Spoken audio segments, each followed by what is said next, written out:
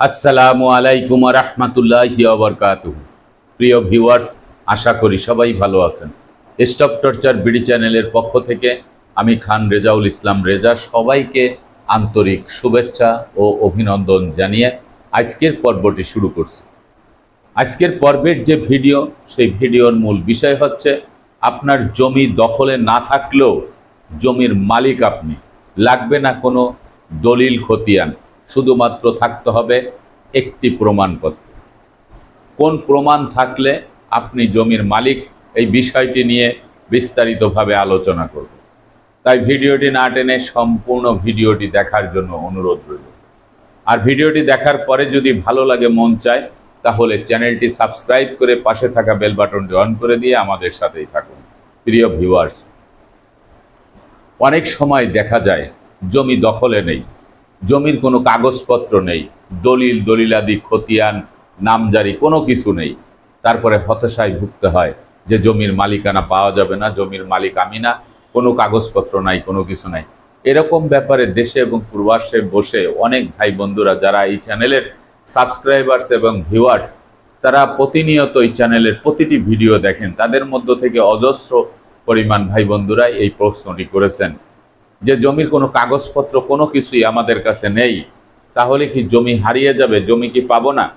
তাদের উদ্দেশ্যে এই ভিডিওটি, যে আপনার জমি দখলে নাই, তারপরেও জমির মালিকানা আপনার, আপনার কোনো দলিল খতিয়ান কোনো কিছু লাগবে না, শুধুমাত্র একটি প্রমাণপত্র আপনার থাকতে হবে। আর সেই প্রমাণপত্রটি নিয়ে এই ভিডিওর শেষে আলোচনা করব। সর্বপ্রথমে চলে যাব উত্তরাধিকার সূত্রে পাওয়া সম্পত্তি। আমরা জানি যে উত্তরাধিকার কখন সৃষ্টি হয়। উত্তরাধিকার সৃষ্টি হয় যখন একজন ব্যক্তি মৃত্যুবরণ করে। আর এই মৃত্যুবরণ করার সাথে সাথে উত্তরাধিকার সৃষ্টি হয় এবং মৃত ব্যক্তি যে সম্পত্তি রেখে যায়, সেই সম্পত্তির পাশাপাশি তিনি কিছু ওয়ারিশও রেখে যান, স্ত্রী পুত্র কন্যা এদেরকে রেখে যান। এই স্ত্রী পুত্র কন্যা তারা কিন্তু ফারাইজ মোতাবেক, হিস্সা মোতাবেক তারা এই মৃত ব্যক্তির সম্পত্তি পেয়ে থাকেন এবং এই সম্পত্তিটা অবিভক্ত সম্পত্তি হিসাবে থাকে যত সময় পর্যন্ত এই সম্পত্তি আপোষ বন্টননামা দলিল না করা হয়, তত সময় পর্যন্ত সরকারের যে সংশ্লিষ্ট বিভাগ ভূমি অফিস, সেই ভূমি অফিসে এই অবিভক্ত সম্পত্তি হিসাবেই থেকে যায় এবং সেটি মৃত ব্যক্তির নামেই থাকে।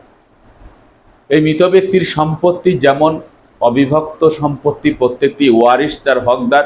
এখান থেকে যদি কোনো ব্যক্তিকে বঞ্চিত করা হয়, সেটি আইনগত দিক থেকে দণ্ডনীয় অপরাধ।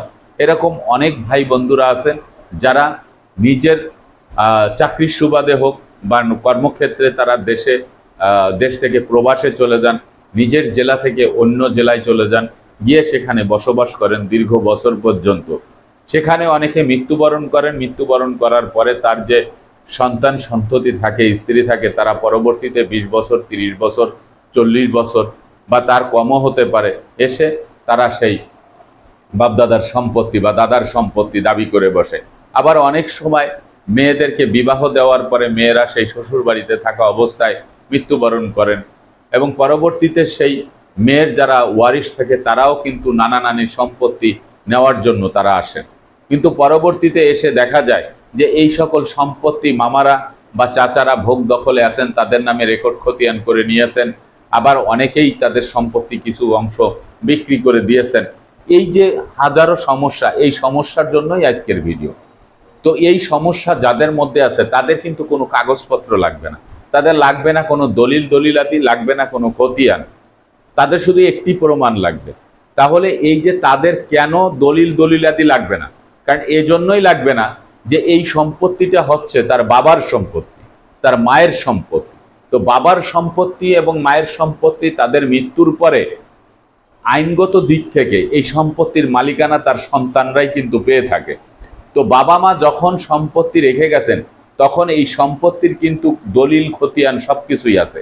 কারণ এই সম্পত্তিতে বাবা মা দীর্ঘ বছর পর্যন্ত নিরাপদ আশ্রয়ে শান্তিপূর্ণভাবে তিনি বসবাস করেছেন এবং এই সম্পত্তির যে ভূমি উন্নয়ন কর বা খাজনা, সে খাজনাটিও কিন্তু বাবা মা প্রতি বছরে বছরে কিন্তু তারা পরিশোধ করেছেন এবং তাদের নামে নামজারি করে তারা এই সম্পত্তির ব্যক্তি মালিক হিসেবে তারা এই সম্পত্তির মালিকানা পেয়েছিলেন। এখন যে ওয়ারিশ, তাদের তো কাগজপত্র লাগবে না। তাদের কাগজপত্র লাগবে না এই জন্য যে বাবা মায়ের যে সম্পত্তির কাগজ, সেই কাগজপত্র উত্তরাধিকার সূত্রে তাদের নামেই কিন্তু সেটি বর্তায়, তারাই কিন্তু এই সম্পত্তির মালিক উত্তরাধিকার সূত্রে। তাহলে এই যে জমির কাগজপত্র, এই জমির কাগজপত্র কিন্তু আপনার অলরেডি রেখে গেছে বাবা মা। তো আপনার ভাই বোন যারা জমি দখলে আছে, তারা যদি সেই সম্পত্তির কাগজ না দিতে চায়, তাহলে আপনি ভূমি অফিস থেকে এই সম্পত্তির কাগজ কিন্তু আপনি তুলতে পারবেন। তো আপনি ভূমি অফিস থেকে সকল কাগজপত্র তুলে নেবেন। আপনার ব্যক্তি মালিকানা বা আপনার ব্যক্তির নামে কোনো কাগজ থাকতে হবে এমন কোনো কথা নাই। বাবার নামে কাগজ থাকলেই হবে বা মায়ের নামে কাগজ থাকলে, আপনি যার সম্পত্তির ওয়ারিশ, আপনি মায়ের সম্পত্তি দাবি করলে মায়ের নামে যে কাগজ থাকবে সেই কাগজই আপনার কাগজ। বাবার সম্পত্তি দাবি করলে বাবার নামে যে দলিল খতিয়ান থাকবে সেই দলিল খতিয়ানই আপনার। তো এই খতিয়ানগুলি আপনি ভূমি অফিস থেকে উত্তোলন করে নেবেন। ইউনিয়ন ভূমি অফিস, উপজেলা ভূমি অফিস, জেলার ডিসি রেকর্ড রুম, এই সমস্ত জায়গায় তল্লাশি দিলেই আপনি এই সকল কাগজপত্র থাকতে পাবেন। এই কাগজের মধ্যে যদি আপনাদের নাম না থাকে কোনো সমস্যা নাই, বাবা মায়ের নাম থাকলেই হবে। এখন আসা যাক, যে যদি নামজারি করে রাখে, জমি তাদের নামে রেকর্ড হয়ে থাকে, কোনো সমস্যা নাই, তারা নামজারি করতে পারে, রেকর্ড করতে পারে। কারণ নামজারি রেকর্ড এটি সংশোধন করার আইনগত দিক থেকে নিয়ম আছে, সেই আইনগত দিক থেকে আপনারা সেটা কিন্তু সংশোধন করে নিতে পারবেন। তাহলে আপনার যে একটি প্রমাণ লাগবে, যেই প্রমাণটির কথা আমি বলেছি, সেই একটি প্রমাণ হচ্ছে আপনাকে ওয়ারিশ কায়েম সনদ লাগবে। আপনাকে প্রমাণ করতে হবে যে আপনি যার সম্পত্তি দাবি করতেছেন তার সম্পত্তি আপনি দাবি করতে পারেন কিনা, তার সম্পত্তি অগ্রাধিকার ভিত্তিতে বা অধিকারের ভিত্তিতে আপনি সেই সম্পত্তি পাবেন কিনা। মৃত ব্যক্তির আপনার সাথে কিসের সম্পর্ক? যদি স্ত্রী হয়ে থাকে তাহলে স্ত্রী হিসাবে তিনি কিন্তু 8 ভাগের 1 ভাগ সম্পত্তি কিন্তু তিনি পাবেন। যদি পুত্র সন্তান হয়, কন্যা সন্তান হয়, তাহলে 2:1। কন্যা সন্তান যা পাবে পুত্র সন্তান তার দ্বিগুণ পাবে, বা পুত্র সন্তান যা পাবে কন্যা সন্তান তার অর্ধেক পাবে, এইভাবে ভাগ হবে। তাহলে আপনার প্রমাণ করে আপনার একটি ওয়ারিশ কায়েম সনদ উত্তোলন করতে হবে। তো এই উত্তোলনের যে কাগজটা যে আপনি নেবেন, সংগ্রহ করবেন, সেটা কোথা থেকে করবেন?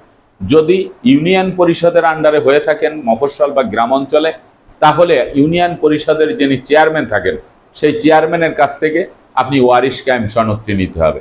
ওয়ারিশ কায়েম সনদটি নেওয়ার সময় আপনাকে কিন্তু ওয়ারিশিয়ান সনদে 100% লক্ষ্য রাখতে হবে যে জিনিসটা, যে মৃত ব্যক্তির যে ওয়ারিশ ছিল সেই সকল সমস্ত ওয়ারিশের নাম দিয়ে কিন্তু আপনার নিতে হবে। অনেক সময় আমরা একটি ভুল করে থাকি যে বাবা মা যদি 4টি পুত্র সন্তান আর 4টি কন্যা সন্তান রেখে যায়, তাহলে দেখা যাবে যে আপনি যখন ওয়ারিশ কায়েম সনদ আনতে গেছেন, সেই ওয়ারিশ কায়েম সনদে আপনার কোনো বোন মারা গেছে, আপনারা তার নামটা বাদ দিয়ে দিলেন।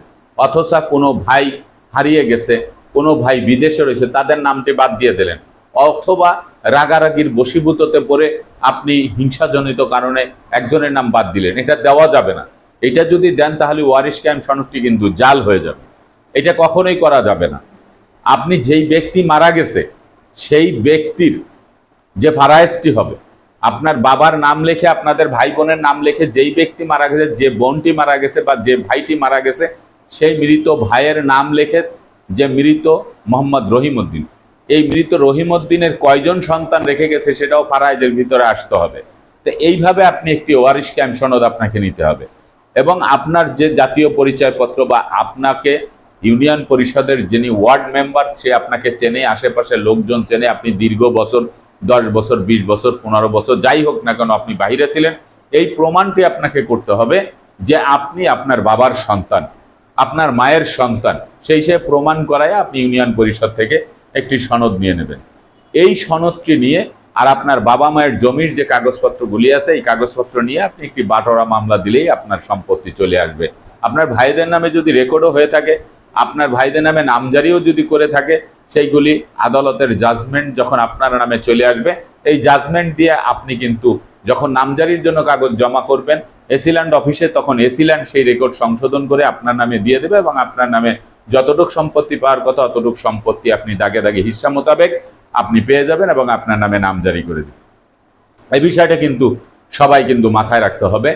এই হচ্ছে একটি বিষয়। আর একটি বিষয় হচ্ছে যে যদি শহর এলাকা হয়, তো শহর এলাকা হলে ওয়ার্ড কাউন্সিলরের কাছ থেকে নেবেন। আপনারা সবাই জানেন যে বর্তমান সময়ে বাংলাদেশের যত সিটি কর্পোরেশন আছে, যত পৌরসভা আছে, এখানে যারা ওয়ার্ড কাউন্সিলরের দায়িত্ব পালন করতে, তাদের সবাইকে কিন্তু সেখান থেকে অব্যাহতি দেওয়া হয়েছে এবং এখানে কিন্তু প্রশাসক নিয়োগ দেওয়া হয়েছে। এই প্রশাসকরাই কিন্তু আপনাকে ওয়ারিশ কায়েম সনদ দিবে।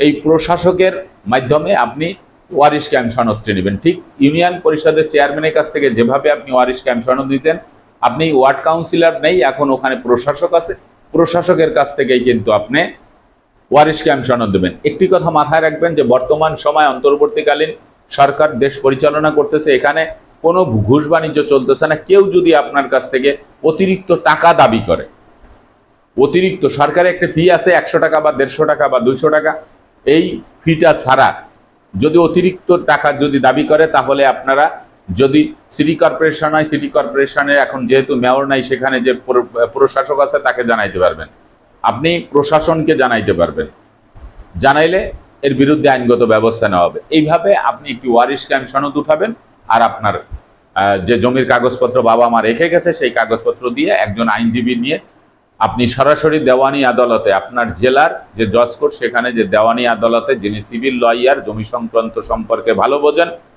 তার কাছে গিয়ে তাকে দিয়ে আপনি একটি বাটোয়ারা মামলা দিলে আপনার সম্পত্তি কিন্তু আপনি ফিরে পাবেন।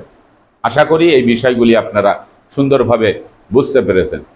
আজকের মতো ভিডিওটি এখানে শেষ করব। আগামীতে দেখা হবে অন্য কোনো ভিডিও নিয়ে। সে পর্যন্ত সবাই ভালো থাকবেন, সুস্থ থাকবেন, আর আমার জন্য দোয়া করবেন। আল্লাহ হাফেজ।